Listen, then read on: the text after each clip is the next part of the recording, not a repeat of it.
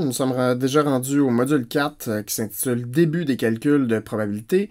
Donc si dans cette capsule-là, justement, on va parler du calcul de probabilité d'un événement, vous verrez qu'il y a plusieurs situations qui reviennent, des situations classiques comme tirer des billes, piger des cartes, donc c'est souvent lancer de dés, pièces de monnaie, donc il y a souvent des exemples classiques, donc on va revenir sur certains de ces exemples-là aujourd'hui.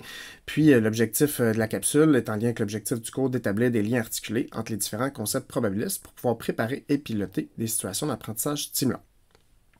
Donc, on va en fait, dans les prochaines vingtaines de minutes, résoudre deux exercices. Donc, si on fait un petit rappel, ici, on est vraiment dans l'approche théorique. Donc, avec Monsieur Théorique, ce qu'il fait, on a déjà vu que calculer une probabilité, c'est quoi en fait une probabilité? C'est le nombre de cas favorables sur le nombre de cas possibles. Donc, on fait le rapport entre les deux.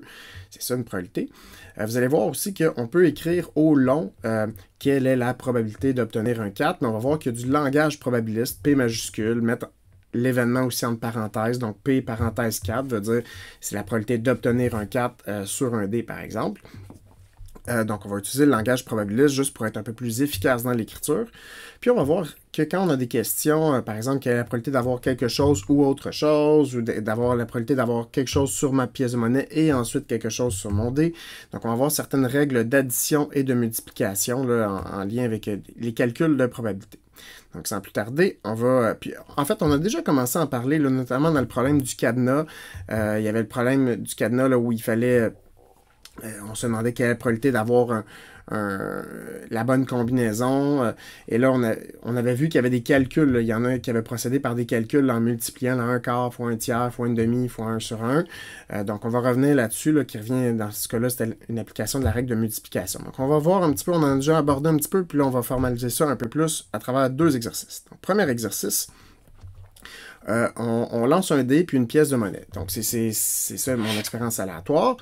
Donc, il va y avoir 4 questions auxquelles je vais vous demander de répondre, mais avant ça, pour vous aider à répondre aux questions, je vais vous demander tout de suite, en fait, de faire un diagramme en arbre qui représente la situation où on lance un dé et une pièce de monnaie. Donc, maintenant que c'est fait, ça va nous aider justement à répondre à ces 4 questions-là. Donc, je vais vous demander il y a combien de résultats possibles, quelle est la probabilité d'obtenir un nombre pair sur mon dé puis pile sur ma pièce de monnaie, quelle est la probabilité d'obtenir un nombre pair ou un 3 sur le dé, puis quelle est la probabilité d'obtenir un nombre pair sur le dé ou pile sur la pièce de monnaie, ou les deux. Donc, commençons tout de suite avec la première question, la question A. Combien il y a de résultats possibles? Donc, normalement, il devrait y avoir 12 résultats possibles. Comment on peut le faire? Ben, de deux façons. Soit on les énumère, et là ici, on peut les énumérer comme ça au long, ou on peut s'aider justement si vous avez fait le diagramme en arbre comme je l'ai demandé.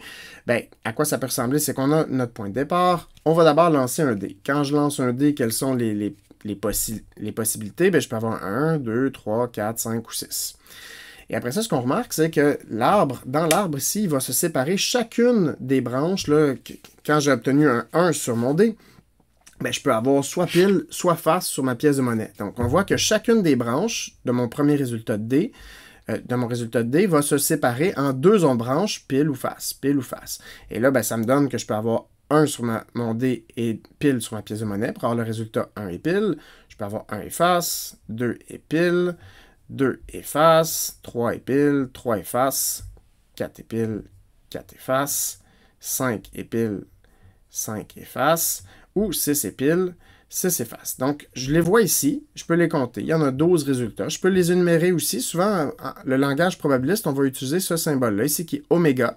Donc, oméga, qui est la lettre grecque O majuscule, qui voulait dire, dans le fond, pour les Grecs, c'est l'ensemble, l'univers des résultats possibles. On a tout, c'est l'oméga. Donc, si l'univers des résultats possibles, c'est l'ensemble de mes 12 résultats possibles. Et une autre façon qui aurait été plus simple aussi, plus pratique, ici, ça vaut la peine de les voir, ça va nous aider pour les prochaines questions, mais on aurait pu aussi simplement dire, ben, j'ai combien de résultats possibles sur mon dé? 6. J'ai combien de résultats possibles sur ma pièce de monnaie? 2. Ben, je vais avoir 12 résultats possibles en tout, donc 6 fois 2. Une erreur, ça serait de penser, il y a des élèves qui vont dire 8, parce que justement, combien j'en ai en tout, ils vont faire 6 plus 2. Ils vont faire le total. Alors qu'il faut comprendre que pour chacun des 6 résultats de mon dé, j'ai 2 résultats de ma pièce de monnaie. Donc, j'ai 6 fois 2. on voit bien dans l'arbre ici que ça se multiplie. Et donc, ça ne s'additionne pas. Donc maintenant, je vous demanderai pour la question suivante, la question B, quelle est la probabilité d'obtenir un nombre pair sur le dé et pile sur la pièce de monnaie? Maintenant que vous avez calculé, vous devriez avoir obtenu normalement 3 douzièmes. Ici, je n'ai pas réduit, on aurait pu répondre un quart aussi, c'est une fraction irréductible. Donc une fraction irréductible, c'est une fraction qu'on ne peut pas réduire davantage, c'est déjà sa plus simple expression, mais dans certains cas, ça vaut la peine de garder en fait sur le dénominateur sur 12, parce qu'on a ici nos 12 résultats possibles. Donc j'aurais pu remarquer que pour répondre à ma question, je reviens ici en arrière, la probabilité d'obtenir un nombre pair sur le dé. Donc je dois avoir un nombre pair sur le dé et pile sur la pièce de monnaie. Donc, quels sont les cas où ça arrive? Ben, je peux avoir 2 et pile. Donc, ça, c'est un cas favorable. Je peux avoir 4 et pile et 6 et pile. Ce sont les 3 cas favorables où j'ai un nombre pair sur mon dé, 2, 4, 6, et pile sur ma pièce de monnaie. Donc, je peux l'avoir fait sur mon arbre. Et ici, pour montrer une autre façon alternative, je l'ai fait aussi avec un tableau à double entrée.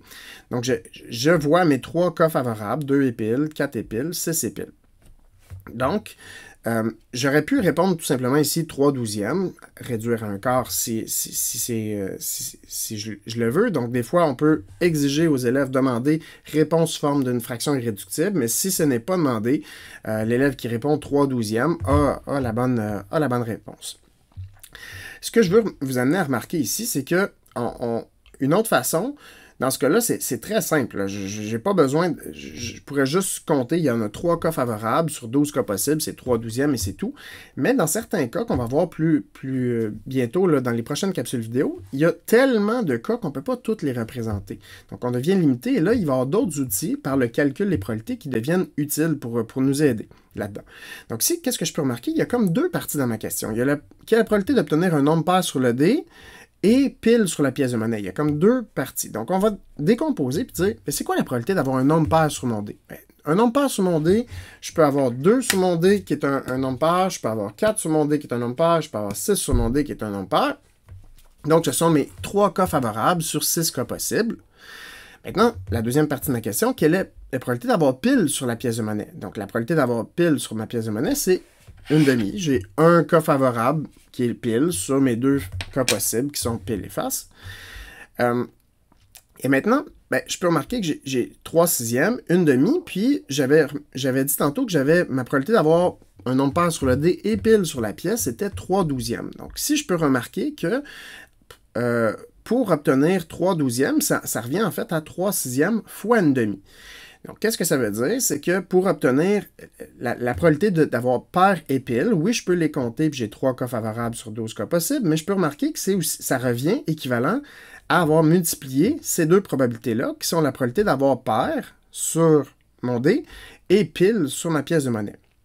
Et ça va toujours fonctionner dans les cas où les événements sont indépendants. Donc, dans ce cas-ci, les événements sont indépendants parce qu'ils n'ont pas d'influence. Peu importe ce que j'ai sur mon dé, ça n'aura aucune influence sur ma pièce de monnaie. Ce ne serait pas le cas si je tirais des boules, par exemple, dans une urne et que je ne les remettais pas. Après, à ce moment-là, si c'est sans remise, ben, ce que je vais avoir eu avant va avoir une influence sur ce qui va avoir après. Donc, dans ce cas-là, il serait dépendant. Mais ici, quand c'est indépendant, et je cherche la probabilité d'avoir quelque chose, un événement, et ensuite autre chose, bien, cet événement-là, combiné, en fait, je peux multiplier les probabilités. Donc, multiplier la probabilité d'avoir pair par la multiplier la pair sur mon dé, par la probabilité d'avoir pile sur ma pièce de monnaie. Donc, ça va devenir utile là, de savoir ça dans des situations plus complexes. Donc maintenant, je vous demanderai quelle est la probabilité d'obtenir un nombre pair ou 3 sur le dé. Donc, ici, on remarque qu'il n'y a aucune condition sur la pièce de monnaie, donc on va rester seulement sur le dé. Donc ici, sur mes 12 cas possibles, j'en ai combien qui ont un nombre pair ou un 3 sur le dé? Ben, nombre pair, c'est 2, 4 ou 6. Puis 3 sur le dé, ben 3 sur le dé. Donc ici, qu'est-ce que j'ai comme cas favorable? J'ai 1, 2, 3, 4, 5, 6, 7, 8. J'ai 8 cas favorables sur les 12 cas possibles. Donc, c'est 8 douzièmes. Donc, la probabilité d'obtenir un nombre pair ou 3 sur le dé, c'est 8 douzièmes. J'aurais pu aussi réduire à 4 sixièmes, puis justement, ça revient à dire, ben, je me préoccupe pas de la pièce de monnaie, puis je fais juste regarder ici, puis c'est mes résultats 2, 3, 4 ou 6. Donc, 4 cas favorables sur 6 cas possibles. Et 4 sixièmes, en fait, je vais essayer, comme tantôt, de décomposer. J'ai comme deux parties à ma question. Donc, c'est quoi la probabilité d'obtenir un nombre pair sur le dé? Un nombre pair sur le dé, c'est 2, 4 ou 6, donc 3 cas favorables sur 6 cas possibles. C'est quoi la probabilité d'obtenir un 3 sur le dé? Ben, un 3 sur le dé, c'est un sixième. Et là, moi, j'avais dit tantôt d'avoir un nombre pair ou 3 sur le dé, c'était 4 sixièmes ou 8 douzièmes. Donc, et là, qu'est-ce que je remarque? 4 sixièmes, en fait, c'est la somme de 3 sixièmes et 1 sixième. Donc, la probabilité d'avoir pair ou 3 sur le dé, ça revient, c'est égal à la probabilité d'avoir pair sur mon dé plus la probabilité d'avoir 3 sur mon dé. Donc 3 sixièmes et 1 sixième qui me donne 4 sixièmes.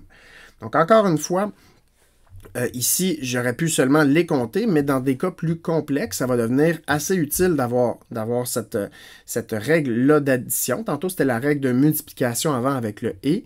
Maintenant, c'est la règle d'addition avec le « ou ». Et là, il est à noter qu'on peut simplement additionner comme ça, là, mais dans les cas où les événements sont mutuellement exclusifs. Qu'est-ce que ça veut dire mutuellement exclusif? Je rappelle, c'est qu'ils ne vont pas se produire en même temps. Donc, ce sont vraiment des cas qui sont exclusifs, qui sont séparés. Donc, ça n'arrivera pas sur mon dé que j'obtienne que mon résultat soit à la fois pair et 3, hein, parce que 3 n'est pas un nombre pair. Donc, ça va être un ou l'autre, dans le fond. Ça ne peut pas être les deux en même temps. Donc, quand les événements comme ça sont mutuellement exclusifs, bien là, à ce moment-là, je peux les additionner là, quand c'est un ou, puis ça revient à que la probabilité d'avoir un nombre pair, la probabilité d'avoir 3, puis je les mets ensemble, je les réunis dans le fond. On appelle ça l'union, la réunion. On va aller voir l'exemple suivant, par contre, où là, les événements ne seront pas mutuellement exclusifs. Donc, je demande quelle est la probabilité d'obtenir un nombre pair sur le dé, ou pile sur la pièce de monnaie, et sous-entendu, ou les deux. Donc, allons voir. Donc, normalement, vous devriez avoir obtenu 9 douzièmes. Donc, comment on peut répondre simplement à la question sans faire de calcul d'abord? Si on peut aller voir sur mes 12 cas possibles, quels sont les cas qui sont favorables d'avoir un nombre pair sur le dé ou pile sur la pièce de monnaie. Donc, si c'est un cas favorable parce que j'ai pile sur la pièce de monnaie, en fait, toute cette première colonne-là, j'ai pile sur la pièce de monnaie. Puis, il reste à prendre aussi les cas favorables, tous ceux qui ont un nombre pair sur le dé. Donc, 2 épiles, 2 faces, 4 épiles, 4 faces, 6 épiles, 6 faces.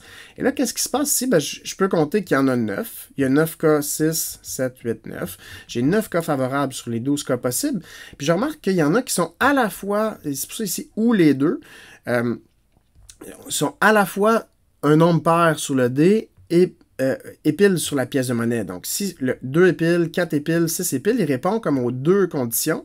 Et ça, c'est la différence peut-être entre en mathématiques, le ou en mathématiques, qui est le ou d'union, et le ou qu'on utilise comme en français, qu'on utilise dans le quotidien. Parce que si je vous dis au restaurant, est-ce que vous voulez manger du poulet ou du bœuf, il n'est pas sous-entendu, c'est un ou l'autre ou les deux. D'habitude, on choisit, vous pouvez bien décider de commander les deux, mais d'habitude, c'est sous-entendu quand c'est un ou l'autre, c'est ça, c'est un ou l'autre, simplement. Alors qu'ici, le ou mathématique, le ou en probabilité, c'est que dans le fond, l'événement se réalise si un se réalise ou l'autre ou les deux. Dès qu'il y a un ou l'autre ou les deux qui se réalisent, l'événement se réalise. Donc, si, je reviens à ma question, donc si c'était 9 douzièmes, ma probabilité d'avoir pile un nombre pair sur le dé ou pile sur la pièce de monnaie ou les deux, je peux remarquer encore là que si je veux faire le lien avec le calcul des probabilités, tantôt, là, quand on avait un ou, on additionnait. Donc là, si on remarque, qu'est-ce qui se passe si j'additionne? J'additionne mes deux parties, là, donc la probabilité d'avoir un nombre pair sur le dé, un nombre pair sur le dé, c'est 3 sixièmes. Donc ce sont mes cas ici, 2, 4, 6. La probabilité d'avoir pile sur la pièce de monnaie, c'est 1 sur 2. Et là, si j'additionne les deux, donc là, si je fais 3 sixièmes et une demi, 3 sixièmes, c'est une demi, en fait. Là. Donc, si j'additionne les deux ensemble, ça va me donner 1. Ça va me donner comme 100%. Donc, une demi et une demi, ça fait 1. Donc, si ça n'aurait pas de sens, parce que là, ça voudrait dire que tout le temps, tous les à tous les coups, je vais avoir un nombre pair sur le dé ou pile sur la pièce de monnaie, alors qu'on voit bien qu'il y a des cas ici, là, que 1 efface, 3 efface, 5 efface, qui ne sont pas des cas favorables. Donc, qu'est-ce qui se passe? Pourquoi? En fait, ici, ça dépasse la probabilité que je recherche. C'est que ici, je peux remarquer qu'il y a des cas qui ont été comptés en double. Ici, là, le 2 et le pile, justement, il correspond aux deux conditions. Il répond aux deux conditions, donc 2 épiles, 4 épiles et 6 épiles. Donc ceux-là ont été comptés en double. Ils ont été comptés pour le pile, puis ont été comptés pour le nombre pair. Donc si je les ai comptés en double, donc je dois aller les retirer. Donc oui, je vais additionner la probabilité d'avoir un nombre pair, la probabilité d'avoir pile, mais il faut que j'enlève ceux que j'ai comptés en double. Donc, c'est 3 cas favorables là, ici, que j'ai comptés en double. Donc, ça, c'est la probabilité d'obtenir un nombre pair sur le dé et pile sur la pièce. Donc, les deux en même temps. Et là, si je fais ça, ben là, à ce moment-là, ça fonctionne. J'additionne mes 3/6, ma probabilité d'avoir pair sur mon dé. Sur mon dé. J'additionne la probabilité d'avoir pile sur ma pièce de monnaie, mais j'enlève ceux qui ont été comptés en double, les cas où j'ai eu pair et pile. Et si je fais ça 3/6 plus 1/2 moins 3/12, ça me donne bien mon 9/12. Donc, je peux conclure que quand j'ai des événements qui ne sont pas mutuellement exclusifs, donc si c'est le cas parce qu'ils ne sont pas mutuellement exclusifs d'avoir pair sur mon dé et pile sur ma pièce de monnaie, parce que dans mon expérience, ça va arriver que j'ai les deux en même temps. Et là, à ce moment-là, ben, dans ces cas-là où c'est non mutuellement exclusif, je dois additionner la probabilité des deux, chacune des parties de l'événement, et enlever ce qu'on appelle l'intersection, quand les deux se réalisent en même temps. Donc, la probabilité d'avoir pair plus la probabilité d'avoir pile, moins la probabilité d'avoir pair et pile. Encore une fois, peut-être ça vous semble compliqué ici. Tout dépend de... C'est vrai que c'est pas très utile dans ce cas-là, qui est très simple, on peut aller les compter, mais vous allez voir que ça sera très utile dans des situations plus complexes. Donc, on va essayer de réinvestir ce qu'on vient d'apprendre là dans un autre exercice, puis d'aller voir aussi certains cas aussi où le complément va nous être utile.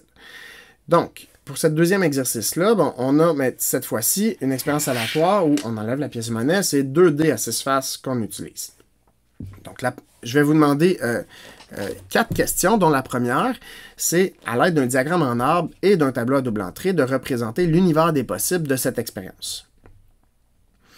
Maintenant que c'est fait, on va pouvoir revenir en fait ensuite sur chacune des questions B, C ou D, où on a des questions ici qui reviennent sur les cartes qu'on obtient sur la probabilité d'obtenir 4 sur chacun des 2 dés, la probabilité d'avoir 4 sur un seul des 2 dés, la probabilité d'avoir au moins un 4, donc soit 4 sur le premier dé ou 4 sur le deuxième. On va essayer de faire ressortir des constats de ça. Je vais vous demander ensuite quelle est la probabilité d'obtenir une somme, donc la somme des 2 dés qui est un nombre pair ou une somme qui est un nombre premier, puis la probabilité d'obtenir un nombre pair sur le premier dé et un nombre premier sur le deuxième dé. Donc ça va nous permettre de réinvestir et de travailler aussi sur les nombres premiers et composés. Donc maintenant que vous avez fait le diagramme en arbre et tableau à double entrée, ça devrait ressembler à ça. Donc vous avez le diagramme en arbre ici qui est l'arbre des possibilités. Donc ici on voit vraiment les 36 cas possibles. Donc, je peux avoir 6 possibilités sur mon premier dé que je lance et 6 possibilités sur mon deuxième dé. Et ici, il y a des élèves qui vont penser que ça fait 12 cas possibles. Ils vont faire 6 plus 6, mais non. Ici, on voit bien que l'arbre se remultiplie. Donc, j'ai pour chacun des résultats de mon premier dé, donc pour chacun des 6 résultats de mon premier dé, j'ai 6 résultats possibles pour mon deuxième dé. Donc, 6 fois 6.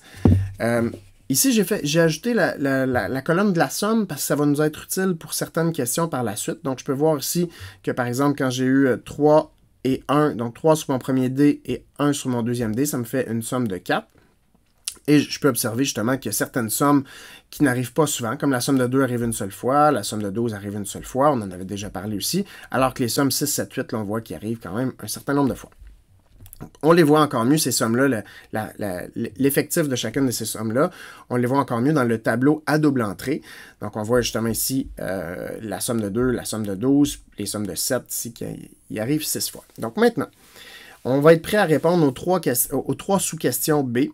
Donc, je vous demande quelle est la probabilité d'obtenir, quand je lance mes 2 dés, c'est quoi la probabilité d'obtenir 4 sur chacun des 2 dés? Quelle est la probabilité d'obtenir 4 sur un seul des 2 dés? Puis, quelle est la probabilité d'obtenir au moins un 4. Donc, je peux l'obtenir le 4 sur le premier ou sur le deuxième, ou sous-entendu, sur les 2 dés.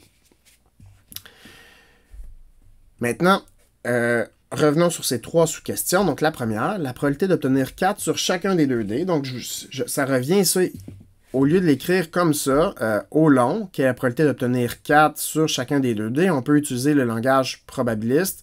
Ça revient à qui est la probabilité d'obtenir 4 et 4. Donc, 4 sur mon premier dé et 4 sur mon deuxième dé.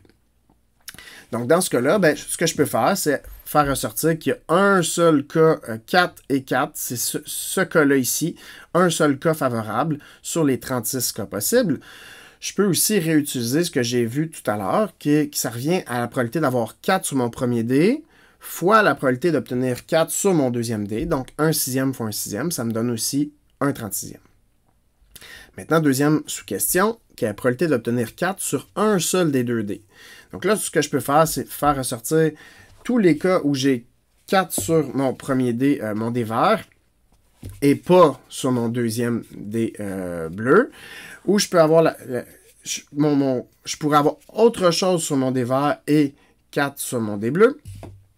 Et dans ce cas-là, ben, je pourrais aller faire ressortir ici tous les cas qui sont en jaune, et je peux les compter, en fait, il y en aurait 10. Donc, j'ai 10 cas favorables, 10 cas où j'ai 4 sur mon premier dé, mais pas sur mon deuxième dé, ou 4 sur mon deuxième dé, mais pas sur mon premier dé. Donc, ça revient à 4 sur un seul des 2 dés. Maintenant, quelle est la probabilité d'avoir au moins un 4? Bien, ici, je peux remarquer que, tout simplement, au moins un 4. Je pourrais dire, si j'ai déjà fait ça ici, bien, au moins un 4, je peux l'avoir eu exactement une fois, le 4, ou je peux l'avoir obtenu 2 fois, 4 et 4. Et là, je pourrais additionner ici, puis voir que ce sont ici tous ces cas-là où j'ai au moins un 4. Donc, j'avais mes 10 36e de tout à l'heure en jaune, plus mon 1 36e qui est les 4 et 4. Donc, j'ai 11 cas favorables sur 36 cas possibles. Si je n'avais pas déjà répondu à ces 2 sous-questions-là avant, j'aurais pu remarquer aussi que la probabilité d'avoir au moins un 4, souvent quand je vais avoir ces cas-là où au moins un 4, il faut justement que je considère plusieurs cas. La probabilité d'en avoir un ou d'en avoir plus, d'avoir deux fois le 4. Alors, pour éviter d'avoir ça, à faire différents cas, je peux remarquer que, aussi, qu'est-ce qui arrive si je n'ai pas au moins un 4? Ce qu'on appelle le complément, comme le contraire de cet événement-là. Si je n'ai pas au moins un 4, j'en ai obtenu aucun 4, dans le fond. Donc, la probabilité d'avoir au moins un 4, ça va être 1 moins la probabilité de n'avoir aucun 4. Et je vais revenir après sur le 1 moins. Donc, c'est quoi la probabilité d'avoir aucun 4? Si je n'ai eu, pour n'avoir aucun 4, ça veut dire aucun 4, pas 4 sur mon premier dé, et pas 4 sur mon deuxième dé. Donc, pas 4 sur mon premier dé et pas 4 sur mon deuxième dé. Donc, je vais les multiplier. Ne pas avoir 4 sur mon premier dé, ben c'est 5. Il y a 5 faces qui ne sont pas des 4 sur les 6 faces possibles. Donc, 5/6 fois 5/6. Et ici, 5/6 fois 5/6, ça me donne 25/36. Donc, j'ai 25/36 dans 25/36 des cas. C'est tous ceux-là ici, en fait, où il n'y a pas de 4. Donc, c'est tous ceux qui ne sont pas surlignés. Donc, qu'est-ce que je peux remarquer? C'est que si je peux le faire d'un coup, calculer, j'ai 25/36 ici, je n'ai pas eu de 4, en fait.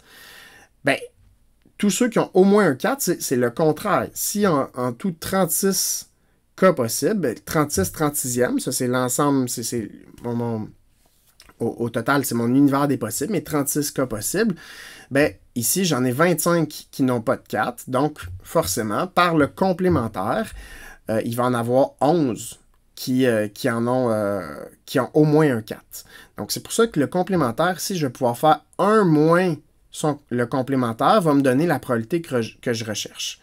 Encore là, peut-être que ça vous semble bien compliqué ici dans ce cas-là, mais dans certains cas, ça va être pas mal utile, en fait, d'avoir cette idée-là du complément. Donc, on commence par une situation simple où c'est plus ou moins utile dans ce cas-là, mais ça va nous préparer dans d'autres cas où ça va être très utile.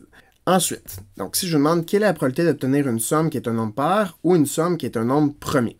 Donc, on va aller voir ça. Ici, quand j'ai mes sommes, je peux obtenir, mes sommes de 2D sont des sommes de 2 à 12. Et là, je peux regarder, bon, un nombre pair, c'est un nombre qui est divisible par 2. Donc 2, 4, 6, 8, 10 et 12. Donc j'ai plusieurs sommes qui sont des nombres pairs. L'événement se réalise aussi si la somme est un nombre premier. Quels sont les nombres premiers? Un nombre premier, c'est un nombre qui a exactement 2 diviseurs, 1 et lui-même. Donc la somme de 2 est un nombre premier parce qu'elle a exactement 2 diviseurs, 1 et lui-même, 1 et 2. 3 est un nombre premier parce qu'il se divise par 1 et par lui-même, 1 et 3. 4 n'est pas un nombre premier. C'est un nombre composé. Un nombre composé a plus de 2 diviseurs. Pourquoi? Parce qu'il se divise par 1 et lui-même et au moins un autre diviseur. Donc, il se divise par 1, par 4 et aussi par 2. 5 est un nombre premier. Il se divise par 1 et 5. 6 est un nombre composé. Il se divise par 1 et 6, mais aussi par 2 et 3. 7 est un nombre premier. Il se divise seulement par 1 et 7. 8 est un nombre composé. Il se divise par 1, 2, 4 et 8. 9 est un nombre premier. Il se divise par... est un nombre composé, pardon. Il se divise par 1, 9 et aussi par 3. 10 est un nombre composé, 11 est un nombre premier et 12 est un nombre composé. Donc ici, qu'est-ce que je peux remarquer?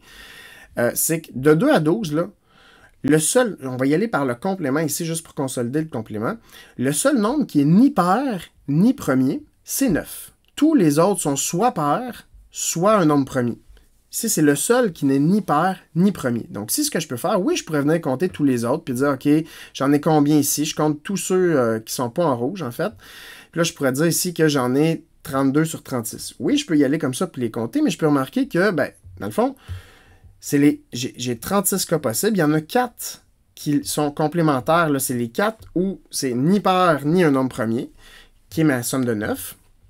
Donc, 1 moins la probabilité de la somme de 9, ben ça me donne 1 moins 4 36e. Donc, 1 ici, c'est 36 36e. Si j'ai mes 36 36e et j'enlève 4 36e, il me reste 32 36e.